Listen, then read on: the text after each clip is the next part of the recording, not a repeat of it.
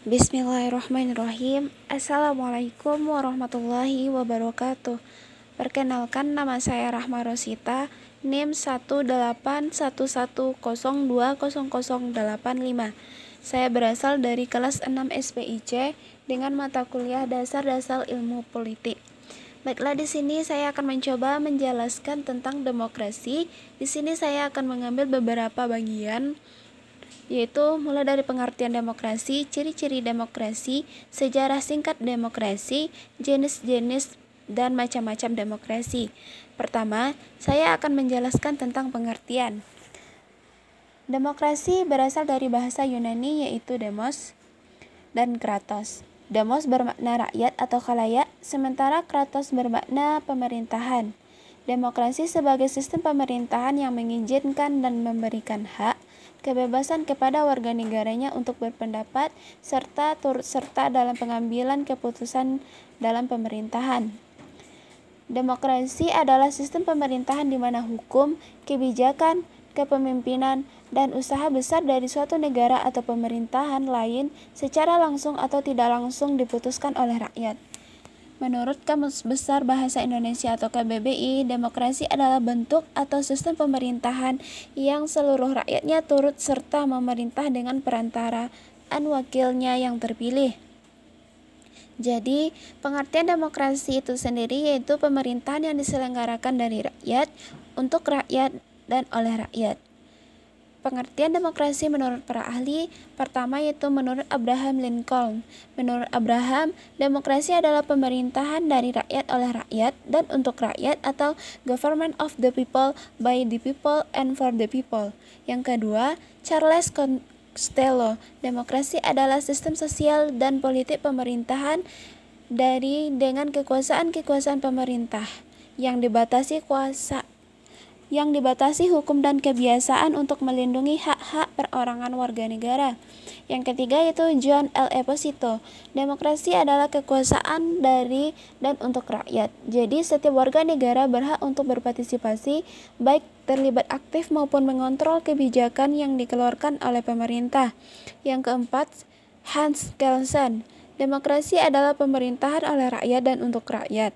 Kemudian yang melaksanakan kekuasaan negara ialah wakil-wakil rakyat yang terpilih. Yang kelima, Sidney Hawk, demokrasi adalah bentuk pemerintahan di mana keputusan pemerintah yang penting secara langsung atau tidak didasarkan pada kesepakatan mayoritas yang diberikan secara bebas dari rakyat dewasa. Yang kedua, saya akan menjelaskan tentang ciri-ciri demokrasi. Demokrasi dilakukan agar kebutuhan masyarakat umum dapat terpenuhi. Pengambilan kebijakan negara demokrasi tergantung pada keinginan dan aspirasi rakyat secara umum. Dengan menentukan kebijakan sesuai dengan keinginan masyarakat, dalam suatu negara demokrasi akan tercipta kepuasan rakyat. Sebuah negara sendiri dikatakan telah menerapkan sistem demokrasi jika telah memenuhi ciri-ciri. Yang pertama, memiliki perwakilan rakyat. Indonesia memiliki lembaga legislatif bernama Dewan Perwakilan Rakyat atau DPR yang telah dipilih melalui pemilihan umum, sehingga urusan negara, kekuasaan dan kedaulatan rakyat kemudian diwakilkan melalui anggota DPR ini.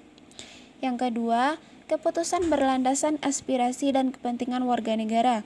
Seluruh keputusan yang ditetapkan oleh pemerintah berlandaskan kepada aspirasi dan kepentingan warga negaranya, dan bukan semata-mata kepentingan pribadi atau kelompok belaka. Hal ini sekaligus mencegah praktek korupsi yang merajalela. Yang ketiga, menerapkan ciri konstitusional. Hal ini berkaitan dengan kehendak, kepentingan atau kekuasaan rakyat, di mana hal tersebut juga tercantum dalam penetapan hukum atau undang-undang. Hukum yang tercipta pun harus diterapkan dengan seadil-adilnya. Yang keempat, menyelenggarakan pemilihan umum. Pesta rakyat harus digelar secara berkala hingga kemudian terpilih perwakilan atau pemimpin untuk menjalankan roda pemerintahan. Yang kelima, terdapat sistem kepartaian. Partai adalah sarana atau media untuk melaksanakan sistem demokrasi. Dengan adanya partai rakyat bisa dipilih sebagai wakil rakyat sebagai penerus aspirasi, sehingga pemerintah bisa mewujudkan keinginan rakyat. Sekaligus wakil rakyat bisa mengontrol kerja pemerintah. Kalau terdapat penyimpangan, wakil rakyat bisa mengambil tindakan hukum supaya tidak merugikan rakyat dan negara. Partai juga akan mewakili rakyatnya untuk memilih dan mengusung pemimpin negara dan pemimpin daerah. Harapannya bisa menjadi pemimpin yang adil dan bijaksana. Bagian ketiga, saya akan menjelaskan tentang sejarah singkat demokrasi. Gagasan demokrasi sebagai sistem pemerintahan berasal dari kebudayaan Yunani. Dengan sistem tersebut, rakyat akan terlibat langsung dalam pengambilan keputusan yang berkaitan dengan keberlangsungan sebuah negara. Jadi, seluruh perkara kenegaraan harus dibicarakan langsung dengan rakyatnya. Demokrasi murni atau demokrasi langsung adalah sistem yang diusung di zaman tersebut. Ribuan tahun kemudian, pada abad ke-6 sebelum Masehi, bentuk pemerintahan yang relatif demokratis diperkenalkan di negara-negara bagian Athena oleh Cleisthenes pada 508 sebelum Masehi. Kondisi tersebut membuat Cleisthenes dikenal dengan panggilan Bapak Demokrasi Athena. Saat itu, Athena menganut demokrasi langsung dan memiliki dua ciri utama, yakni pemilihan warga secara acak atau mengisi jabatan administratif dan yudisial di pemerintahan, serta majelis legislatif yang terdiri dari semua warga Athena. Kesemuanya saat itu memiliki hak berbicara dan memberi suara di majelis Athena. Meski dibuat oleh majelis, demokrasi Athena berjalan dengan kontrol langsung dari rakyat. Rakyat akan menyuarakan pendapatnya lewat majelis atau pengadilan untuk membantu kendali politik. Hingga pada saat memasuki abad pertengahan 6 sampai 15 Masehi di Eropa Barat, gagasan tersebut tidak digunakan lagi. Jadi, ada banyak sistem di mana pemilihan tetap dilakukan meskipun hanya beberapa orang yang dapat bergabung. Parlemen Inggris sendiri dimulai dari Magna Carta, sebuah dokumen yang menunjukkan bahwa kekuasaan raja terbatas dan melindungi hak-hak tertentu rakyat. Parlemen terpilih pertama adalah Parlemen de Montfort di Inggris pada 1265. Namun hanya beberapa orang yang benar-benar dapat bergabung sebab parlemen dipilih oleh beberapa orang saja.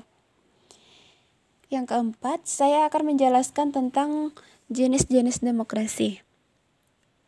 Secara umum, sistem demokrasi dibagi menjadi dua jenis, yaitu sistem demokrasi langsung dan sistem demokrasi perwakilan. Demokrasi langsung. Dalam sistem demokrasi langsung, setiap rakyat berhak memberikan aspirasinya melalui pendapat atau suara dalam menentukan sebuah keputusan. Biasanya setiap rakyat mewakili dirinya sendiri dalam memilih kebijakan sehingga secara langsung keadaan politik berada di tangan rakyat. Namun, sistem demokrasi langsung jarang diterapkan di era modern. Hal ini dikarenakan kepadatan penduduk serta kurangnya minat penduduk untuk mempelajari keseluruhan permasalahan politik di negara tersebut. Yang kedua itu demokrasi perwakilan atau demokrasi tidak langsung. Dalam sistem demokrasi perwakilan, seluruh rakyat memberikan pendapatnya melalui pemilihan umum dalam memilih wakil rakyat. Setelah terpilih, wakil rakyat tersebut mengutarakan aspirasi rakyatnya dalam mengatasi permasalahan negara. Yang kelima yaitu saya akan menjelaskan tentang macam-macam demokrasi. Macam-macam demokrasi bisa dilihat dari fokus perhatiannya dan penyaluran kehendak rakyat. Modal demokrasi berlandaskan fokus perhatian. Pertama, demokrasi formal. Sistem ini tidak mengurangi kesenjangan ekonomi sedikit pun dan sangat fokus di sektor politik. Yang kedua, demokrasi material. Sistem ini tidak mengurangi kesenjangan politik sedikit pun dan sangat fokus pada bidang ekonomi. Yang ketiga, demokrasi gabungan. Sistem tersebut adalah kolaborasi antara demokrasi material dan demokrasi formal. Contoh dari negara demokrasi, selain Indonesia, banyak juga negara yang menggunakan sistem demokrasi dalam pemerintahannya. Di antaranya yaitu India, Amerika Serikat, Indonesia, Brazil, Pakistan, dan Nigeria. Sekian, terima kasih. Wassalamualaikum warahmatullahi wabarakatuh.